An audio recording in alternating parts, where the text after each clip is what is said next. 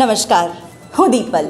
આપ જોઈ રહ્યા છો ગાંધીનગરની સૌપ્રથમ web news channel live Gandhinagar. તો આવો નિહાળીએ આજનું જીવતું ધબકતું ગાંધીનગર લાઈવ ગાંધીનગરની નજરે. ગાંધીનગરમાં નવા વર્ષની અનોખી રીતે ઉજવણી કરવામાં આવી. ગાંધીનગર સેક્ટર 13 ખાતે રહેતા રહીશોએ બાળકો અને પરિવાર સાથે મળી એક ફૂડ ફેસ્ટિવલનું આયોજન કર્યું હતું. આ એક દિવસીય કાર્યક્રમમાં બાળકો અને મોટેરાઓએ ઉત્સાહથી ભાગ લીધો અને નવા વર્ષની ઉજવણી સૌએ ધામધૂમથી કરી હતી. પર્યાવરણ સંરક્ષણ અને સ્વચ્છતાના સંકલ્પને સાકાર કરવા માટે બિસ્લેરી ઇન્ટરનેશનલ પ્રાઇવેટ લિમિટેડની CSR પહેલ બોટલ્સ ફોર ચેન્જ પ્રોજેક્ટ અંતર્ગત પ્લાસ્ટિક વેસ્ટ મેનેજમેન્ટ અને રિસાયકલિંગ અંગે જાગૃતિ ફેલાવતો મહત્વપૂર્ણ કાર્યક્રમ તારીખ 22 ડિસેમ્બર 2025 સોમવારના રોજ સવારે 11 વાગ્યા આપણા ગામ ઉપખલ ખાતે સફળતાપૂર્વક યોજાયો હતો.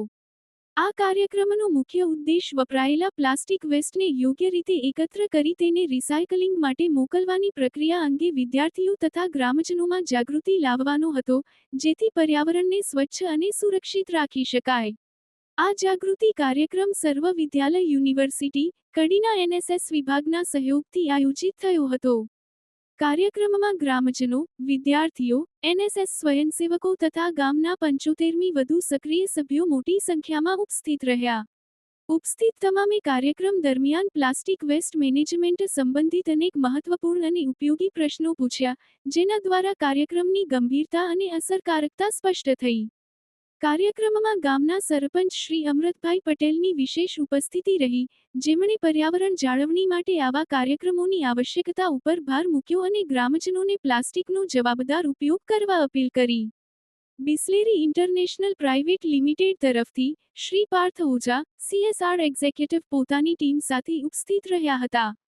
તેમણે બોટલ્સ ફોર ચેન્જ પ્રોજેક્ટની વિસ્તૃત માહિતી આપતા પ્લાસ્ટિક કચરાને કેવી રીતે સંસાધનમાં બદલી શકાય તે અંગે માર્ગદર્શન આપ્યું.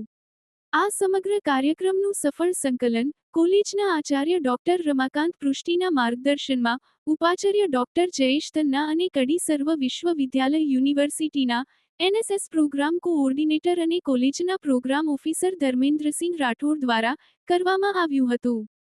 તેમના માર્ગદર્શન હેઠળ NSS સ્વયંસેવકો દ્વારા કાર્યક્રમને શિસ્તબદ્ધ અને અસરકારક રીતે અમલમાં મૂકવામાં આવ્યો. આ કાર્યક્રમ દ્વારા ઉપખલ ગામમાં પર્યાવરણ પ્રત્યે સકારાત્મક ચેતના ફેલાઈ અને પ્લાસ્ટિક વેસ્ટ નહીં, જવાબદારીપૂર્વકનું રિસાયકલિંગનો સંદેશ મજબૂત રીતે પ્રસરી ગયો. શ્રી પાર્શ્વનાથ દિગંબર જૈન ચૈત્યાલય, સ્વપ્નવિલા 3, પેથાપુર ખાતે નવા વર્ષ નિમિત્તે 1 જાન્યુઆરી 2026ના રોજ ગુરુવારે ભક્તામર સ્તોત્ર વિધાનનું આયોજન કરવામાં આવ્યું.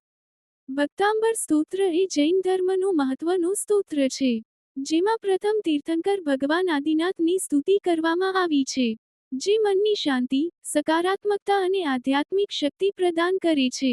તે નકારાત્મક ઉર્જા અને દુષ્ટ શક્તિઓથી રક્ષણ આપે છે. પેથાપુર દિગંબર જૈન સમાજ દ્વારા નવા વર્ષમાં ભક્તાંબર સ્તોત્રમાં ભક્તાંબરની 48 કડીઓ પ્રમાણે 48 દીપક ભગવાન આગળ ભક્તો દ્વારા ચઢાવવામાં આવ્યા.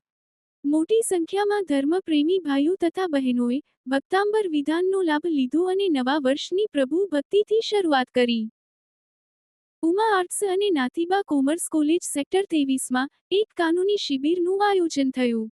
નામદાર સુપ્રીમ કોર્ટના ખાસ આદેશથી રાજ્ય કાનૂની સેવા સત્તામંડળ, નામદાર ગુજરાત હાઈકોર્ટના માર્ગદર્શન હેઠળ જિલ્લા કાનૂની સેવા સત્તામંડળ, ડિસ્ટ્રિક્ટ કોર્ટ ગાંધીનગરના માનનીય ચેરમેન શ્રી અશોક J.S. મલ્હોત્રા તથા મેમ્બર સેક્રેટરી માનનીય શ્રી M.J. ગઢવીની પ્રેરણાથી ઉમા આર્ટ્સ અને નાથીબા કોમર્સ કોલેજ સેક્ટર 23 કડી કેમ્પસ ગાંધીનગર ખાતે એક સફળ કાનૂની શિબિરનું સુંદર આયોજન કરવામાં આવેલ હતું. જેમાં કોર્ટ પ્રતિનિધિ અને senior para legal volunteer Sudhir દેસાઈએ હવા ગુણવત્તા સૂચકાંક, એર ક્વોલિટી ઇન્ડેક્સ, હવા પ્રદૂષણના કારણો દૂર કરવાના ઉપાયો, આમ નાગરિકોએ પ્રદૂષણ નિયંત્રણ માટે ધ્યાનમાં રાખવા જેવા સરળ રીતે અમલમાં મૂકી શકાય તેવા ઉપાયો વિશે વિસ્તૃત માહિતી આપેલ હતી. આ શિબિર દેશમાં પ્રવર્તતી હવા પ્રદૂષણની સ્થિતિને ધ્યાનમાં રાખી જરૂરી જાગૃતિ ફેલાવવાના આશયથી નામદાર સુપ્રીમ કોર્ટ દ્વારા શરૂ કરાયેલ ખાસ ઝુંબેશના ભાગરૂપે આ કાનૂની શિબિરનું આયોજન કરવામાં આવેલ હતું. આ કાર્યક્રમમાં મુખ્ય મહેમાન પદે કોલેજ પ્રિન્સિપાલ ડોક્ટર લલિતકુમાર પટેલની પ્રેરક ઉપસ્થિતિમાં અને કોઓર્ડિનેટર પ્રોફેસર ડોક્ટર રાકેશભાઈ પ્રજાપતિના સુંદર સંચાલનમાં સંપન્ન થયો હતો. તો દર્શક મિત્રો, આપે અનુભવ્યો ગાંધીનગરનો ધબકાર.